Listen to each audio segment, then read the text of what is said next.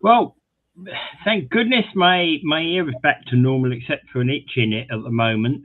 Um, I'm glad I can no longer hear your next door neighbour's wall clock, right? Because it was troubling me the whole of yesterday's show. It was driving you nuts, eh? Yeah, it was driving me nuts. You know, tell her to put it to some other wall, please. Yeah. Anyway, yeah. So, all right. So, welcome everybody. Good morning, Mike. Good morning, Rick. Good morning, Trump observer, says Rick. I don't really care about him. I'm not the one Trump observing. I think that's the gentleman in the red shirt. Oh, yes. Well, it's pretty hard not to when the guy keeps forcing himself in front of you constantly. Oh, I guess I won't have a war. I'm the peace president. But guess what? The peace president means I got to have a war. Oh, my best friend and best ally, Canada. Guess what I'm going to do? I'm going to tear the crap out of them. Yeah, okay. And guess what? I'm going to make a big picture. I'm going to pretend I'm Jesus and show everybody. And then 2 days later say, oh, I really meant that I was a doctor.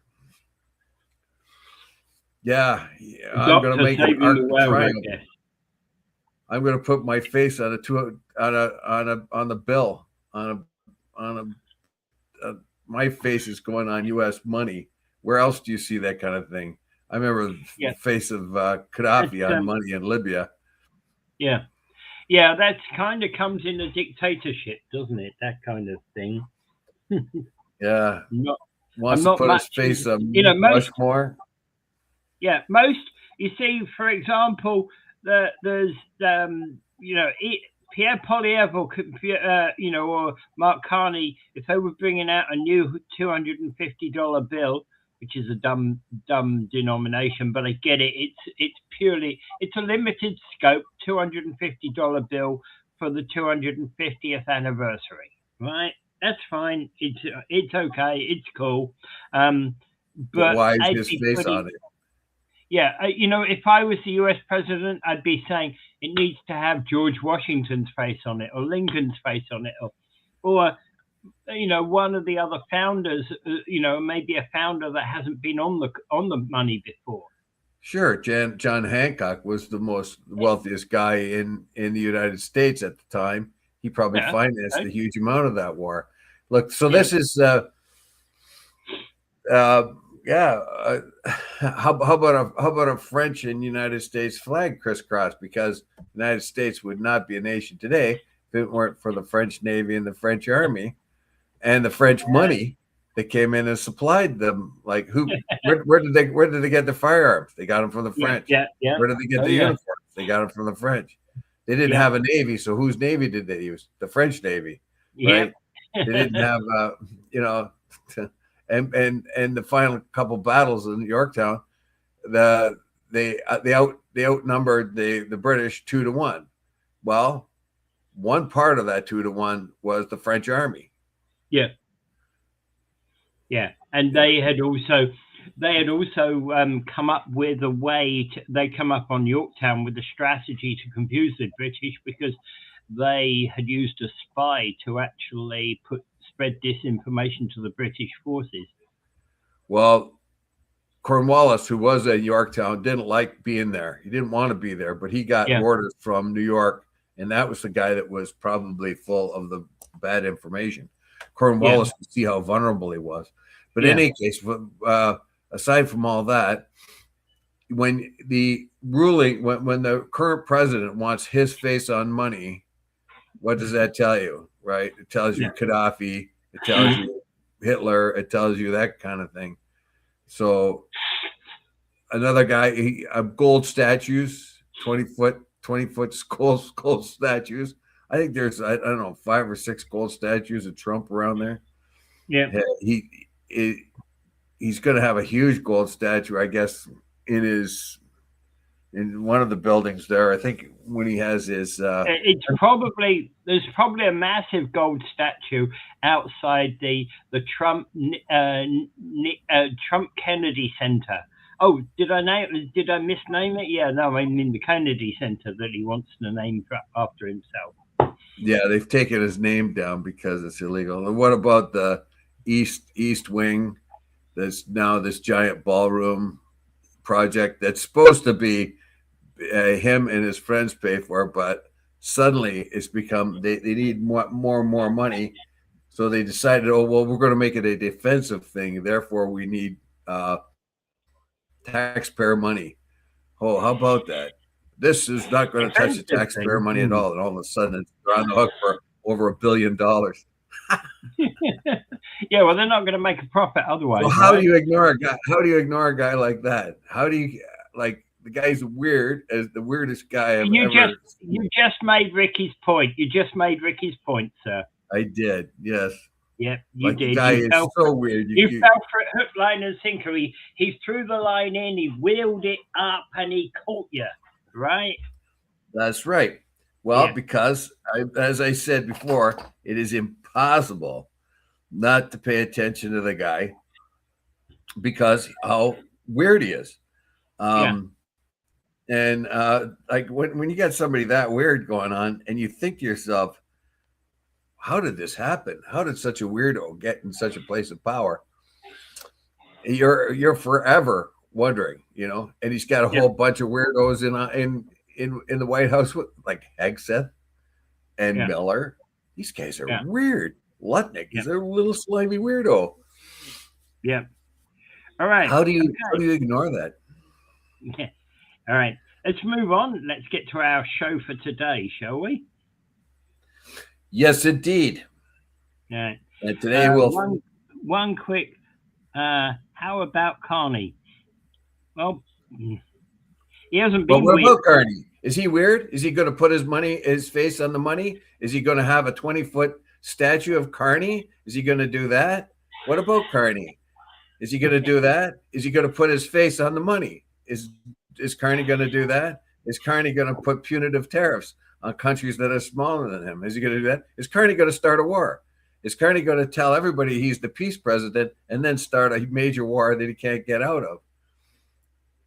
That's why Carney's not nearly as interesting as Trump is. Yeah. Okay, let's move on. But to one person who is interesting. Well, at least his government is interesting. So the Solicitor General in Ontario denies overreach in the new policing bill that they are putting out. Full government's introducing new legislation through the Solicitor General, which will allow Solicitor General's office to issue directives to police service boards establishing priorities. And part of the new safety bill is to crack down on illegal drugs and retail theft while providing more oversight to things like the tow trucking industry and other things. And Solicitor General Michael Kersner said that the legislation builds on past safety bills by giving law enforcement stronger tools to crack down on illegal activity, protect victims and vulnerable people, and hold offenders accountable. Remember, this is just about how the criminal law is going to be applied, not, it doesn't impact crimes. Yeah, it's been a few days since I read that article. I don't know. I thought it was done for yesterday, but still. Anyway, so essentially, they've been looking at the fact that our police have been kind of too kind to many of the criminals. I'm not so sure. Well, I know that they're kind of like minor crimes. They just let go. Like you can find all kinds of problems where there's been public nuisance or whatever else. The cops they got to take them in and book them. That takes a lot of money and everything. So a lot of minor stuff just gets pushed away. They don't even follow up with it. It's just too time consuming for them to do anything about it. But Anyway, I should, before we go on with this article, I should make a point of saying I've got an exclusive from I Wilkins News. Gary Wilkins, I Wilkins News, has told me that he was watching the council meeting last night, and he was pushing Mona Patel to put in cameras in around Oaks Park, where they had incidences where guys were going into women's change or washrooms and other kinds of things. And there was a push to put on safety cameras up in there. And Gary's been pushing, particularly Mona Patel, on this for a while, because Mona Patel took interest in it early on, about a year and a half ago. We reported on it here. And it looks like she's brought that issue up, and it looks as if that's actually going to happen. And she brought it up again last night at the meeting. So anyway, hats off to Gary there. He pushed a politician into actually doing something, so that's good. All right. Yeah. Okay. All right. Well, actually, and while we're there, let's talk about one other thing. Mike's been looking into this orange substance that that's been flowing out into the Welland River this week. Where's that coming from? That's he showed this to MECP. Don't know where it's coming. He hasn't said where it's coming from. He just said hiding the pipe where the source of the orange substance come from. He's going to be taking pictures today. All right. That's breaking. Is that an orange substance, or could it possibly be clay sediment being flushed through the environment there? I don't know. He's investigating further. We'll hear more about from Mike over the next few weeks. That's for sure. Yeah. All right. Anything more on this policing bill? Since I can't remember much about it, it just seems to be a trend in the Ford government to become more and more authoritarian. Though they want the control centralized, they want to impose their will on the locals, and I think that's the real issue here with something like this. I think with the policing thing here is that Ford has basically been saying that public safety has been taking a back burner, and we need to kind of pay more attention to it. That's the impression I get. Well, I don't think you get much argument there, but how extensive it, like, because I read the article a few days ago and I can't remember what I thought of it now. Okay, so Michael showed the MECP the pipe and left it with them. Okay. Yeah. I'm sure we'll hear more anyway. Yeah. All right. Well, well knows. Yeah. Yeah. We'll skip over the policing bill. I'm sure we'll talk about it again in the near future. Yeah, I can't remember my reaction to it. It's been a few days since I read it. Yeah. Okay, so Niagara-on-the-Lake is basically claiming fiscal responsibility as it banks $95,000 in grant money to be used in 2027. Well, this seems to be fiscally responsible, as it just says in the article. And this is just really just a brief one, basically. So you put this up here, I guess, did you? Yeah. And so basically the counselors had $95,000 from grant, and they had $55,000 left. Now, who has $55,000 left in their grant account anywhere? If anything, the grant money is eaten up really fast. So I don't know how they manage that. But of course, they're looking at things like free pools for kids and certain things of that kind. Allocated. It says they already allocated $72,000 to 12 groups such as Music Niagara, Royal Canadian Air Force, Air Cadets, Niagara Minor, Thunderhawks, and Community Crew, but they couldn't decide on what to do with the remaining funds, so they requested staff provide suggestions. So the staff recommended $8,000 to the Friends of Fort George, Canada Day cake event. There's a gigantic cake they make on George Day, Canada Day. 13,200 for the Red Roof Retreat. That is a very good, like with Red Roof Retreat is trying to do some redevelopment there, and they've of course ran into financial snags. That is a very, very worthy cause, let me tell you. And I was just going to say, perhaps a few more dollars could go there. Yeah, so they're laying it out, and yeah, if they have extra money, hand it over. Red Roof Retreat, I've been there. Like, so they're making a new facility, but I've been there, and holy smokes, man! Wow, the stuff they do there and the stuff that they provide people with is like I don't know how the lady that runs it, she's just so devoted beyond belief. Anyway, the science fair and Niagara-on-the-Lake pickleball. Yeah, so I was just in addition, recommended spending $20,000 on free swimming events. So they put $2,000 for naked pickleball. Oh, did I say that? I didn't say that. Yeah. And so there's a bunch of things, but council decided during the 26th, it would be better to direct the entire $95,000 into the town's coffers, and be fiscally responsible and use it to minimize tax increases. I don't know. I don't know. Those grants are out there to make the city better, like providing free swimming or something like that, or something to the Red Roof Retreat. Like, so I'm not so sure. Is Niagara-on-the-Lake's balance sheet so bad that they have to take grant money and reabsorb it? Yeah, that's just what I was going to ask.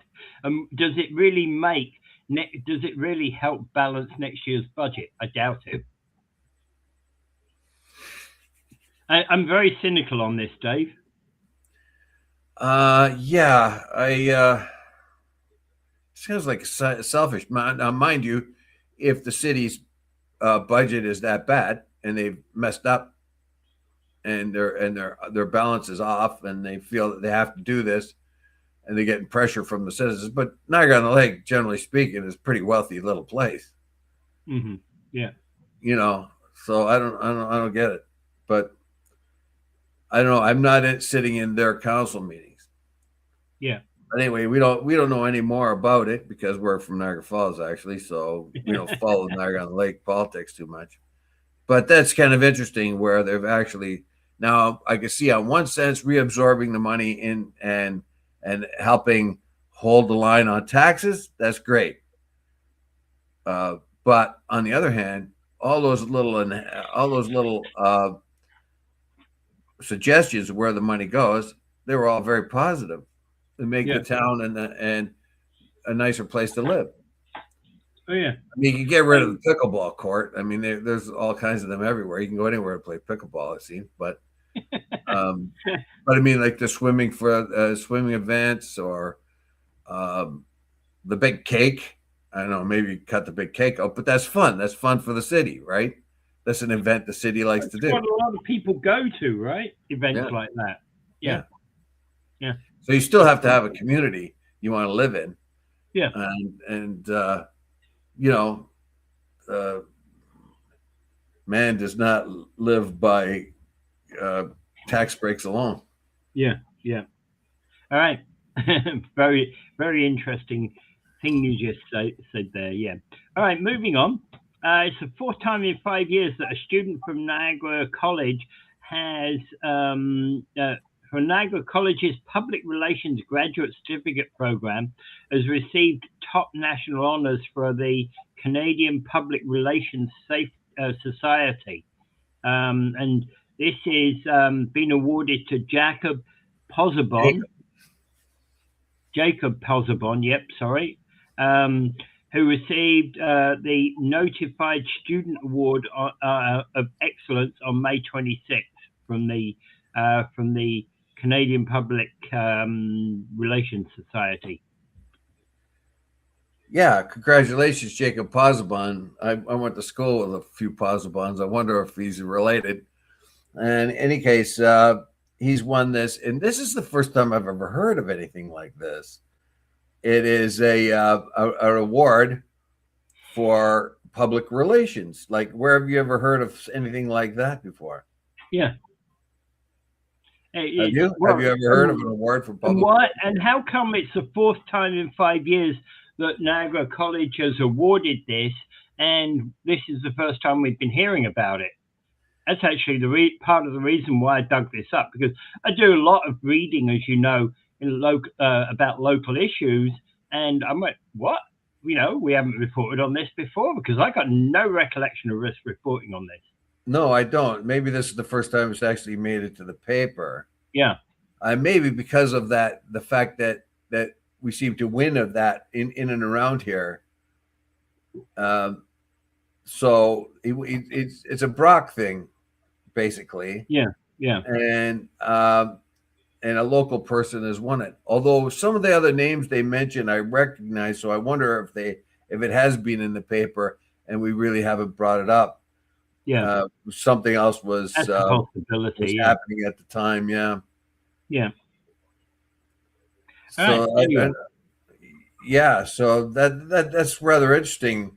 I haven't really seen anything like that quite. Public relations award. Well, basically, they are graduating. Pozzebon and his other classmates will be graduating on Thursday at Niagara College's spring convocation on 11th of June. So they are now waving goodbye and getting on with their career. Yeah. So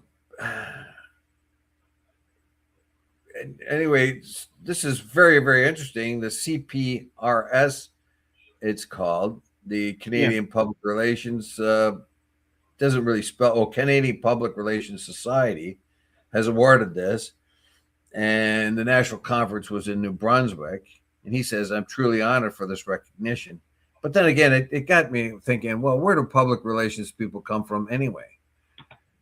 It seemed to me that they were just sort of born out of whatever other things were going on in the boardroom of any kind of professional or a government or business.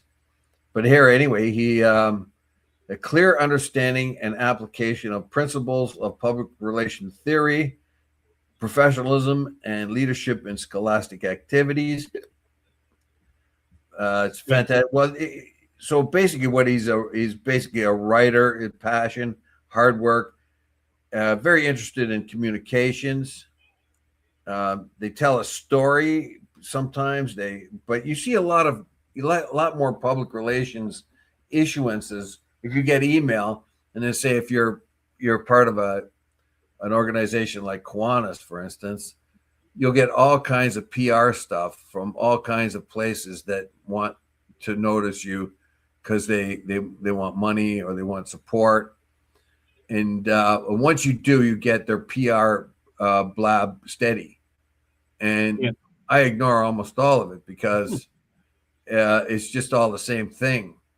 Yeah. And there's unfortunately, so you get it from Birchway, you get it from Boys and Girls Club, you get it from like just everybody's got their PR department and they just throw things at you steady. And so that would be part of the PR thing. I don't know what the rest of the PR thing would be. Companies get a PR, like General Motors might do a PR thing and support the local Girl Guides or something. You know what I mean? And one job for a PR person to get is in relation to our next piece, which is Comicon 2026, right? Because that's a PR job. Thousands of attractions. It's Canada's premier celebration of all things to do with fandom. So they've got more than 500 exhibits. thousands of incredible costumes, and I guess role play with costumes, movie cars, attractions, and so much more. Right, so that's what's always going to be there this time. Well, it starts out with a big picture of Lou Ferrigno. For anyone that knows, he was always be at every one of these Comicon or fan things. What? He's always at all of these things. I don't know if he's on all of them, but it always seems to be. Anyway, he's a favorite. And I don't know. I've got more and more respect for these things as they go on. I remember a young lady cutting my hair one time, and she went to these Comicons, and to me, I thought, oh well, that's for I don't know, people that don't have a whole lot going on in their life. No, she said it was a fantastic place. It was really interesting. And when we had our convention down by the falls there, the Comicon was going on at the same time. Yeah. And there was a lot of people going there, all dressed up in different costumes and things of that kind. So it is a real concern. I mean, you had they're going to have, I guess Priscilla Presley is going to be in this one. They've had the guy who, the lady I talked to, the young lady I talked to, she saw the guy that played the part of Gus in Breaking Bad, and she said that he was a really nice guy, easy to talk to, and all that. And that's what they're supposed to do. Lou Ferrigno, I guess, is he's been at these things. If you want to meet these people or hang out or just talk to them, I think it's a really good idea. I got to kind of hand it to Chris Dabrowski here for getting these things organized. Yeah. Well, I agree that it takes a lot to get it organized. It's not a simple thing to put this together. And I would imagine he's already booked for next year. He's already booked the hall for next year, and he's already, the day after this event occurs, he's now calling people for, are you going to be showing for next year? Well, the weekend marks Ferrigno's third time in Niagara Falls Comic-Con. Yeah. He has also appeared twice at Hamilton Comic-Con and once in Buffalo's Nickel City Comic-Con, both run by Dabrowski and his business partner, James Ponce. So the guy, Dabrowski, is really and these are the people they have. Priscilla Presley, Dennis Rodman, David Arquette, and WWE star Paige among its celebrity guests. It kicks off Friday at 1 p.m. and continues through, prior to the show, about 1,000 local students are slated to attend Thursday's second annual EduCon, which mixes education with imagination, big comfy couch. A lot of the stuff I don't even know what it is, but anyway, and they're going to bring the very first one was in on Clifton Hill, and it had WWE star Lanny Poffo. So anybody who remembers the Randy Macho Man Savage, Lanny Poffo was his brother. Lanny Poffo was the genius and the poet wrestler, Randy Macho Man Savage, and I found that out years ago because when I was talking to the Welland Arena guy, when all the wrestlers came there one time, he says both those guys came together and they signed the same last name, the real names. Yeah. All right. So there's 200,000 square foot of vending space, 5,000 square foot of video games, including the video game arena. Epic costume play for all ages, celebrity guest creators and artists, and 150 panels, photo ops, and autograph sessions. So if you're into that sort of stuff, go. Personally, I've never been to one. No, I haven't. Like I said, I thought it was mostly just for kids and and that kind of thing. Yeah. But apparently, this young lady I was talking to, and she was an intelligent lady that was doing my hair. She said, you'd be surprised how interesting it is. Yeah. And I'm still not interested enough to go, but I was offered free tickets once by Dabrowski, and it was really interesting. I was in Williams, and there was a lady in town. I forget her name actually right now. It's lost my head. She phoned me up to ask me to meet with her. She was a friend of all those ladies, like Deb Jackson and Bunny and all those. All got together, and I think they called themselves the Edge or something, or the Fringe, and they were supporters of Iannone and things like that. So this lady, and I met her at Williams. We talked for 2 hours about city politics. I don't know why she wanted to talk to me about it. Anyways, so she was really annoyed at Dabrowski at the time. And so she spent some time talking to me about them. And as soon as I walked out of Williams, I bumped right into Dabrowski. That's the way these things go. Well, his office is right across the street, of course. Yeah, and he says to me, he thinks he recognized me. I don't think he knew who I was, but he thought he recognized me, and then offered me some free tickets to the Comicon. Yeah. I've met Dabrowski on several occasions. He's never offered me Comicon tickets. You often a couple of times in that same area, funnily enough. Yeah. So I thought I didn't take him up on it because I was pretty sure that he had me mixed up with someone else, and I didn't want to take something that really wasn't offered to me. You know? Yeah.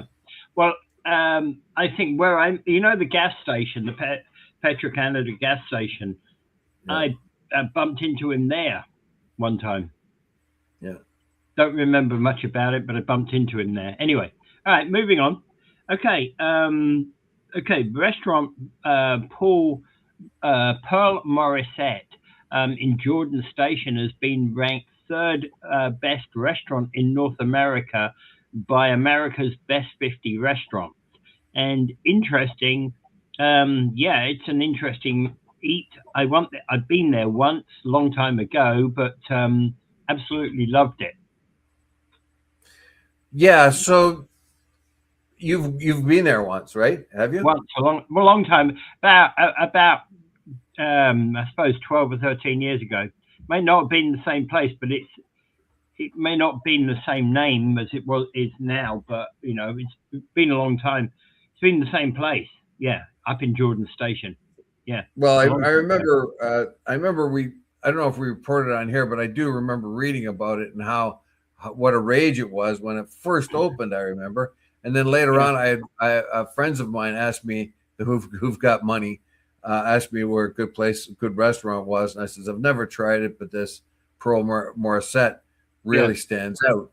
Now, it has won Canada's best restaurant. Invited me to lunch up there, and because the name Pearl Morissette stood out, but I don't think it was called that at the time. And well, that was a different restaurant then. Yeah, it became Pearl Morissette when the recent chefs on that bought it. Yeah. So, anyway, So if you've eaten there, you probably didn't eat at the Pearl Morissette. You probably whatever the previous restaurant was. Previous reincarnation, yeah. So this is a sort of 17 hectares or acres or something like that that supply. So there's vegetable gardens and all kinds of things like that where they get food directly from wherever they're growing it. It is number 3 in all the continent of North America. Now that has got to be something. Yeah. When you're ranked the third highest best restaurant, you've had number of accolades by the Michelin ratings. You are number 1 in Canada, a couple years running. Something's going on. Now, I believe that my palate is not sophisticated enough to be able to distinguish the fine dining. I do know people, I have met people who do dining or at least listen to them, and they're much more appreciative of the art of dining than I am, because it's just like me and wine.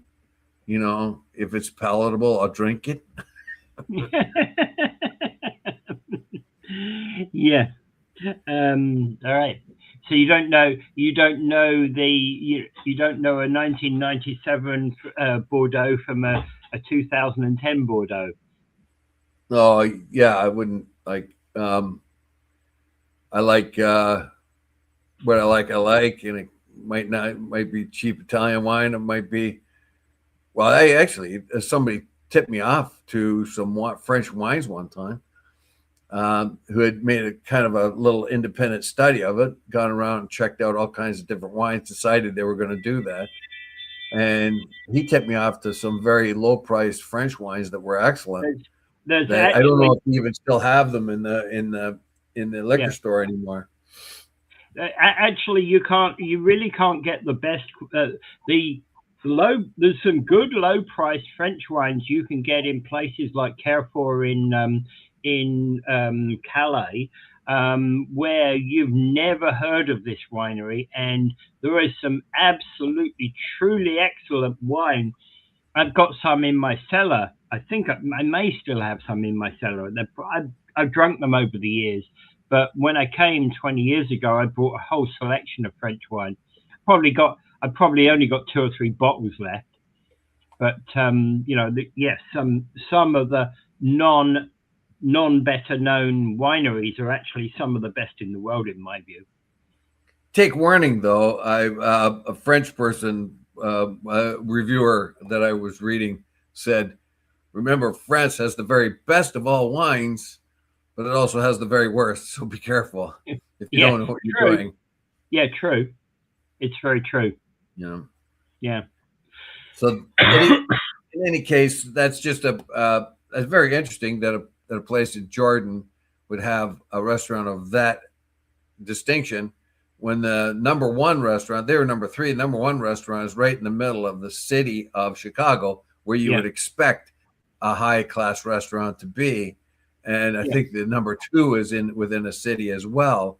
I think it's in Los Angeles or something. But no, number 2 is ranking. First is Smith in Chicago. Second is 8 in Calgary. Oh, is it Calgary? Wow. Yeah. But it is in a city, you see. Yeah. 2 in the city.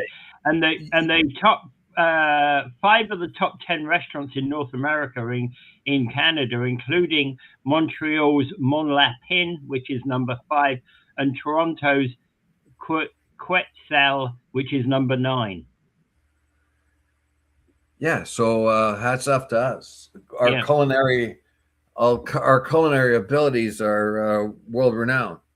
Yeah. But with us, I mean, it's right there at Marset. And if you want to skip a mortgage payment, you can go there and eat.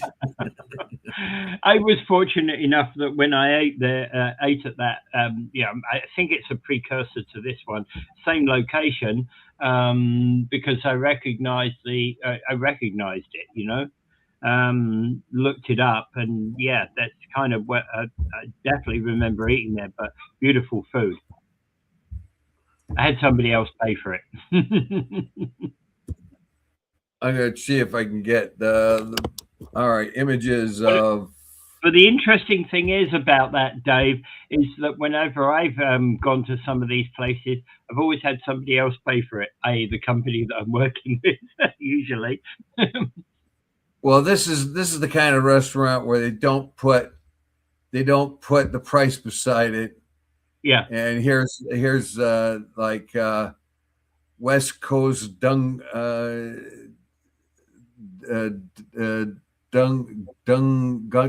crab, fried navy bean crumble, pickled garlic emulsion, whitefish roe, lemon thyme, dill, and celery, buttermilk, and it's the kind of thing that's probably a little blob in the middle of your plate, and you go away hungry and you pay a lot of money for it. But there is no prices. There's Yeah. no prices. That's the type of restaurant it is. If you have to know the prices, you shouldn't be there.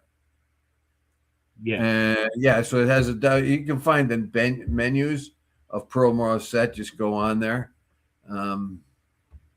And I'm trying to find anywhere where there might be prices, but there isn't. Yeah. All right. I think, hey, congratulations to our local restaurants, right, in Ontario here. And particularly congratulations to Pearl Morissette in Jordan Station. Yep. Well done. Yeah. Okay. Moving on. Ontario's strong mayor powers have been used predominantly for hiring and firing. Yeah, this is the thing that I think all of our a lot of our listeners have been worried about.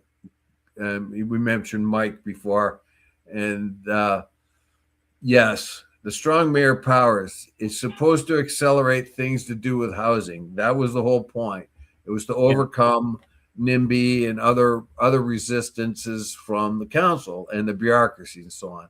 But lo and behold, only about 2% of the pronouncements of the strong mayor of the 4,200 strong mayor pronouncements, only about 2% of them have anything to do with housing.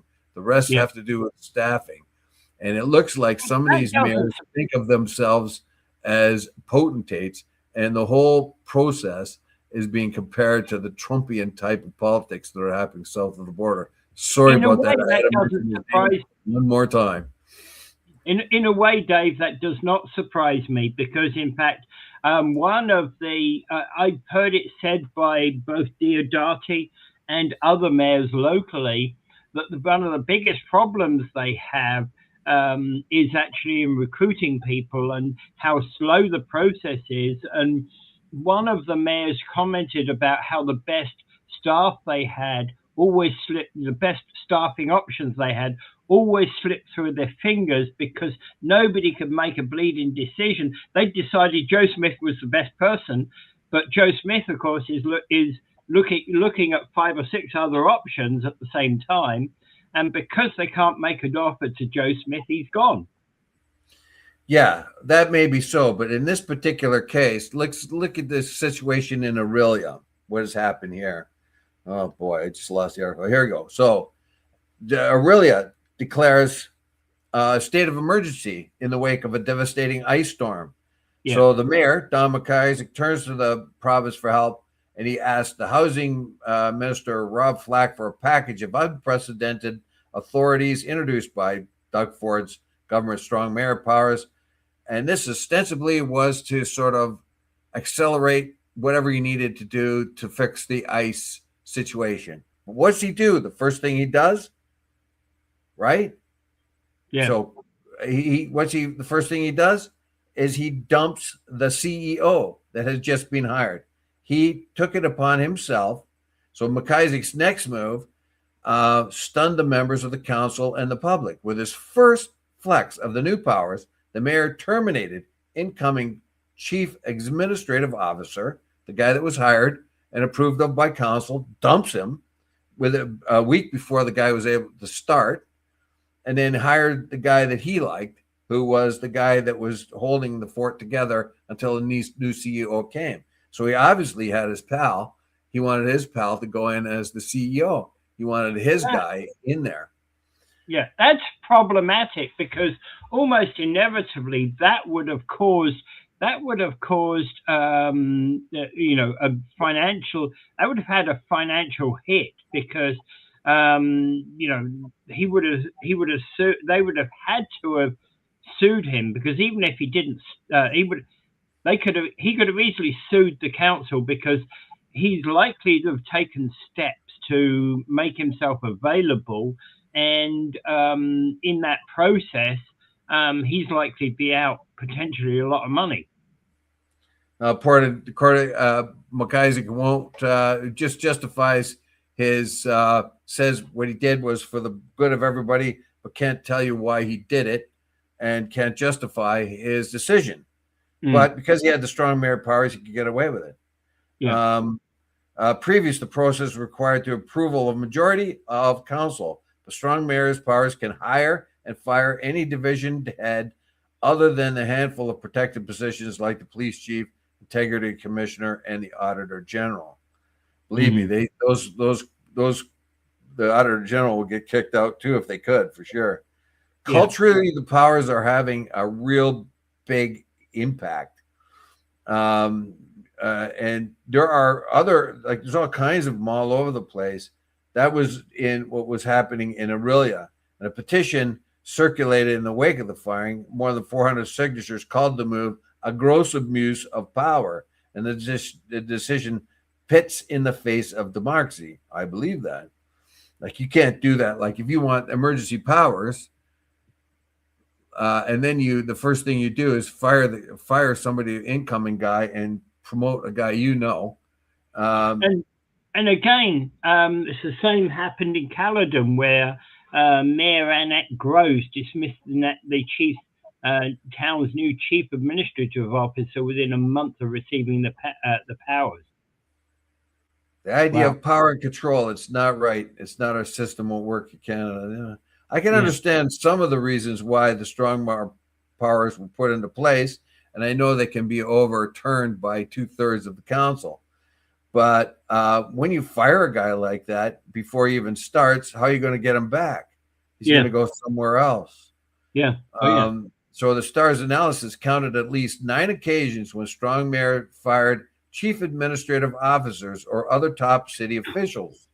What are they doing that for? Those decisions were decided by council, and obviously the credibility of those chief administrative officers was overlooked by council, and they would have had to have the chops to do the job. So why does the mayors interfere with that? Do they want somebody that will comply with what they want? Well, essentially what it is the mayor, they interviewed 2 or 3 candidates.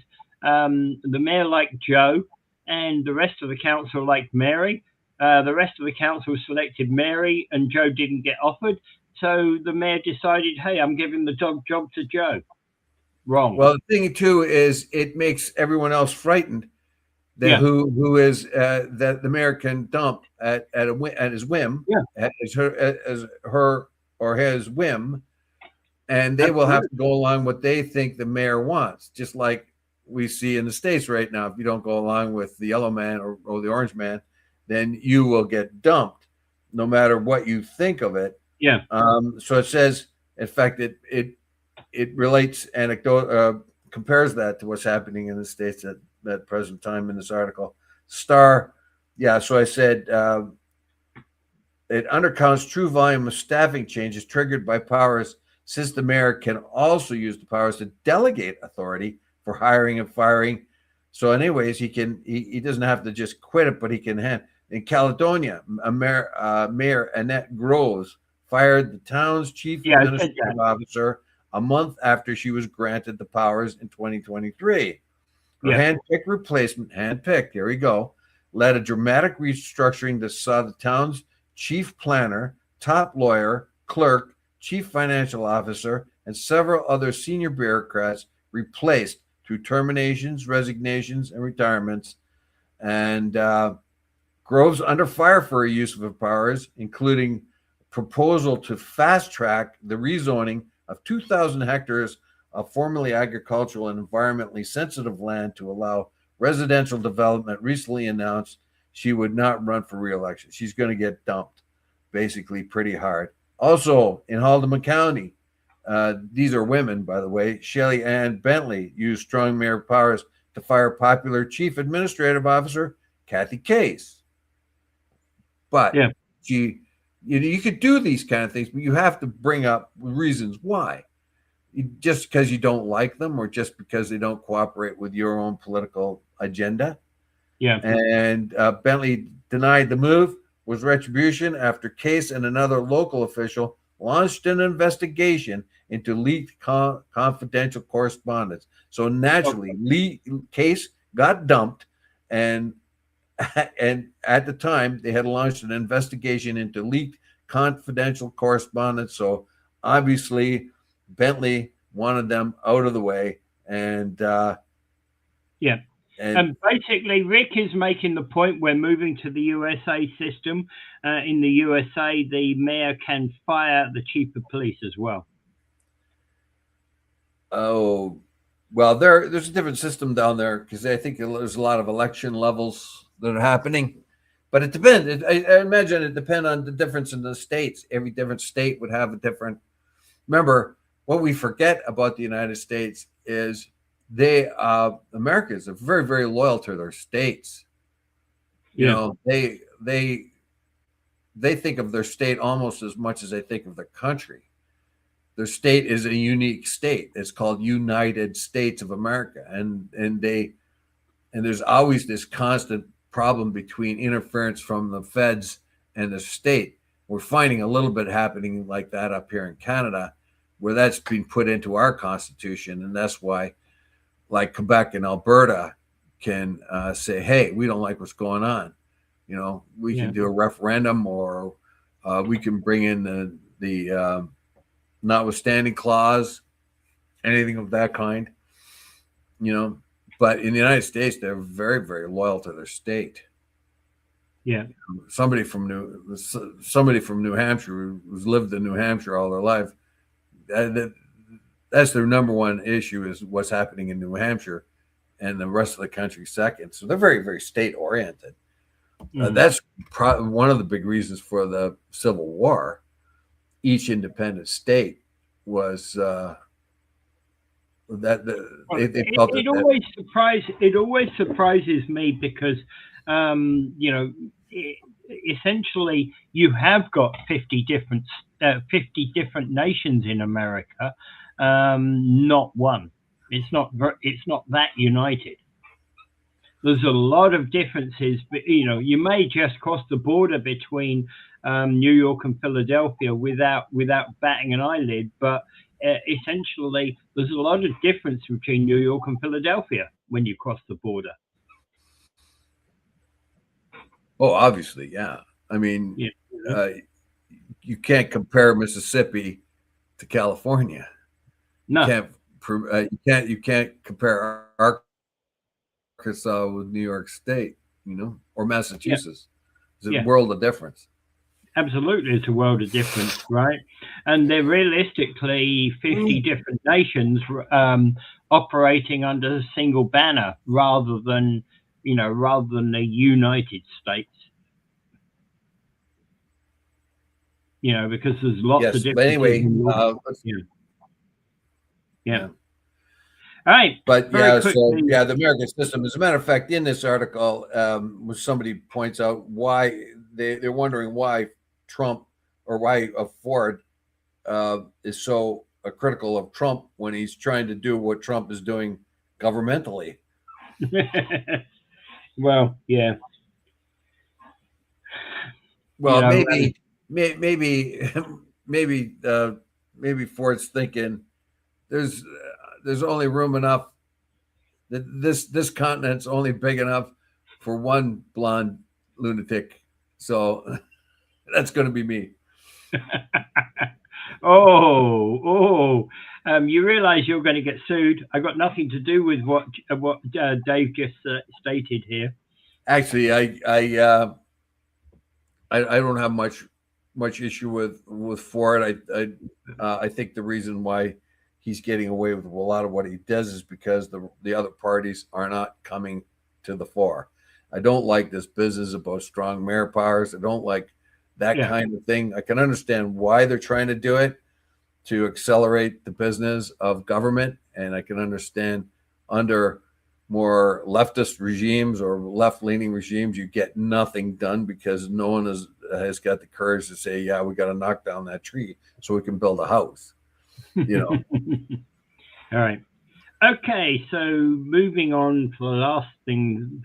So basically, Saab wants Canada to buy 72 Griffins and 6 Global Eyes, with the promise of 12,000 jobs being created in Canada if this happened? Well, I thought for the longest time that this was going to be a bargaining chip with the states, but the way things are going now, and the way the geopolitics is running, and the way that our alliances have changed, and it's very, very clear to us that the reliability, we're going to have continuous reliability on the United States, but we could see that is a vulnerable thing.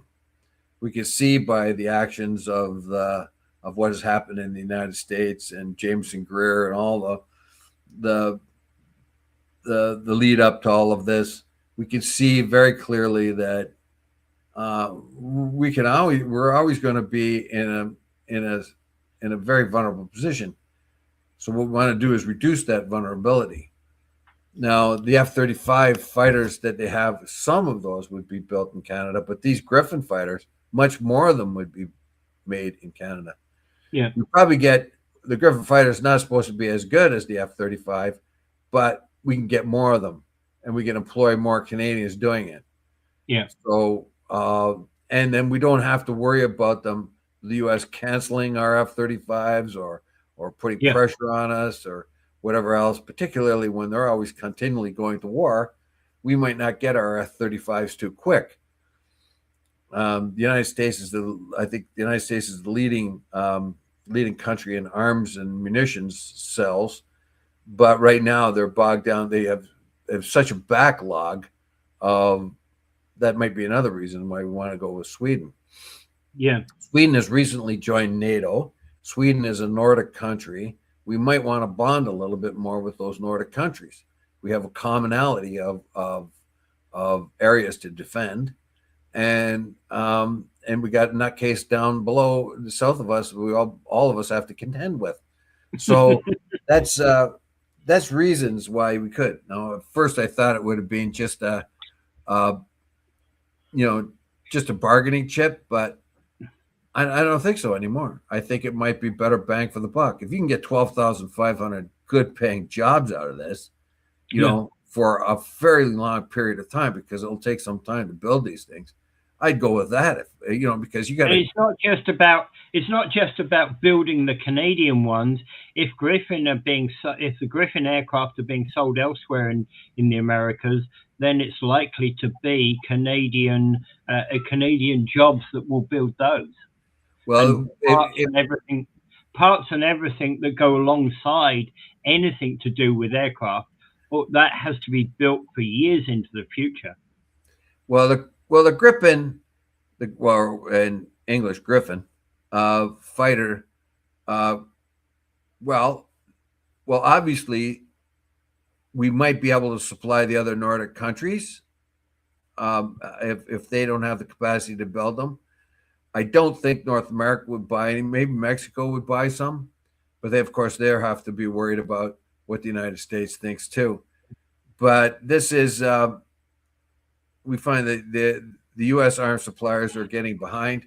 There's trouble getting these contracts. We're only limited to X amount of F-35s anyway. We are only committed to so many. So we want a mixed fleet. I think that's the way to go myself. I mean, I'll leave this up to the military minds. It may not be as good as the F-35, but maybe we won't need something that good. We still need a lot of fighter jets to patrol particularly our northern and coastal areas. So maybe it's the better way to go. There are cold weather adapted too. That's another thing. The Griffins are good in cold weather, where the F-35 might not be. Mm-hmm. Yeah. All right. Yeah. Well, actually, and of course, also, Sweden, being a cold weather country, is more likely to be cold weather adaptive. That's for sure. Yeah. I don't know. To me, the carrot is the 12,500 jobs. As a guy that struggled off and on getting jobs myself, anytime I hear that job and it's good paying job, go for it, man. Yeah. Employ some Canadians. Yeah. Get that. And I agree with that. The technology here. If you bring the technology here, that helps us as well.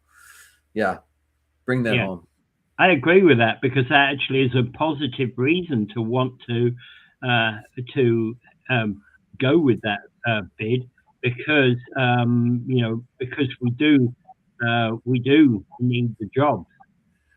Plus, Sweden can't put a sledgehammer over our head like the U.S. can. We don't like what you're doing, blah, blah, blah. We're going to hit you over the head with this tariff. We're going to push you around. Sweden and Canada are equal sort of powers economically, militarily. We're in the same bracket. So why not do business with Sweden? They're more like-minded, and they're not going to be able to hold a hammer over our head. Do it our way or else. Yeah. So maybe it's better off, to do that. Anyway, we should be expanding our relationships with all other countries. That's the biggest problem we've had, and that's what we can owe the Orange Man for. We can give him credit. He's pointed that out to us in very many ways. Now, the whole idea of Canada being so super reliant on the United States after NAFTA was signed was very well pointed out by members, I think mostly of the Conservative Party back in those days. Yeah. Even though it was their initiative, it came into being under the Liberals, but it was a Conservative initiative initially, and they warned about that kind of thing, how the vulnerability we would have. I think it's time to fix that. We don't want to be that vulnerable anymore. Yeah, we don't. We've got to have our independence and show it. All right. And kind of that leaves us where we are at the end of the show for today. And I'm going to bring up Gaza again, like I always do. Right now, Netanyahu has had his will, the United States. We hear a lot about the United States, Trump yelling and screaming at Netanyahu. I don't think it means a damn thing. We found similar reports about Biden yelling and screaming at Netanyahu in the early parts of the war, and he didn't do anything. He says, don't go into Rafah, and they went into Rafah, and then they made excuses for him going into Rafah. And so the most powerful politician today is Netanyahu. Trump cannot. Trump gets slapped around by Netanyahu steady, and there's nothing he can do. Like he freaked out on Netanyahu. You think Netanyahu's going to change his tune? He's not going to do anything. He sucked Trump into the war because Trump's a little bit thick in the head when it comes to that kind of thing. I mean, he's the peace president, after all. And now he's stuck in this loop. All I can say is I hope the damn thing ends soon, because there are people who are going to suffer from all this. And anyway, and the people in Gaza are still suffering, because Bibi Netanyahu wants to squeeze them into 30% of that tiny strip of land anyway. It's one of the most concentrated pieces of real estate in the world for human habitation. Now they're squeezing the 2 million people into 30% of the land that was there. Mm-hmm.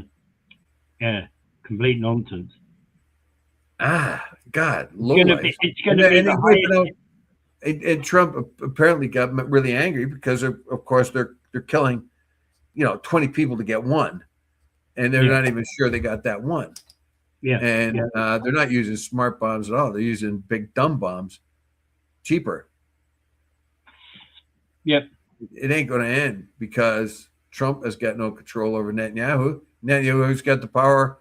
Like, just give me more bombs. If you stop giving me bombs, I'm going to sick AIPAC against you. More bombs, more bullets. Gimme. Yeah. All right, Dave. All right. Without further ado, I bid you adieu. Pray for peace